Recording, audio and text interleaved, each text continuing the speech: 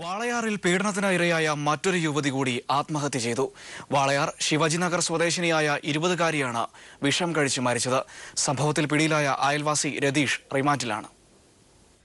March 1 കേസിനാസ്പദമായ സംഭവം നടന്നത്. രാത്രി അയൽവാസിയായ രതീഷ് യുവതിയുടെ വീട്ടിൽ അതിക്രമിച്ചു കയറി മാനഭംഗപ്പെടുത്താൻ ശ്രമിച്ചെന്ന് അമ്മ പറയുന്നു. അവള് നിലവിളിച്ചതും തന്നെ ഇങ്ങനെ എടുത്തു നോക്കുമ്പോ എന്റെ മോള് നിലവിളിച്ചപ്പോ ഇവൻ അങ്ങനെ എന്റെ മോളിനെ വായു പൊത്തിയപ്പോ എന്റെ മോള് ഈ 2 കൈയും കൊണ്ട്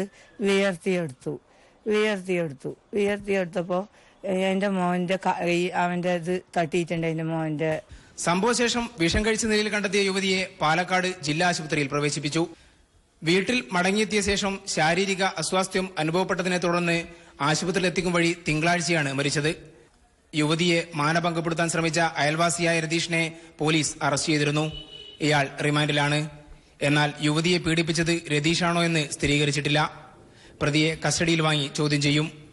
യുവതി പീഡനത്തിനിരയായെന്ന് ASP പൂങ്കുഴലി സ്ഥിരീകരിച്ചു. അങ്ങനെയാണ് പോസ്റ്റ്മോർട്ടം റിപ്പോർട്ട് പറയുകയാണ്. സെക്ഷൻ ഓൾട്ടർ ചെയ്തിട്ടുണ്ട്. ഇന്നലെ കിട്ടിയ പോസ്റ്റ്മോർട്ടം റിപ്പോർട്ടിൽ അങ്ങനെ ഒരു സൂചനയുണ്ട്. അപ്പം അതുകൊണ്ട് കേസ് 376 മാറ്റിയിട്ട് കേസ് അന്വേഷിക്കുകയാണ്. രതീഷിനെ മർദ്ദിച്ച കേസിൽ യുവതിയുടെ ബന്ധു അടക്കം 9 പേർക്കെതിരെ വാളയാർ പോലീസും കേസെടുത്തിട്ടുണ്ട്. News bureau, Palakkad.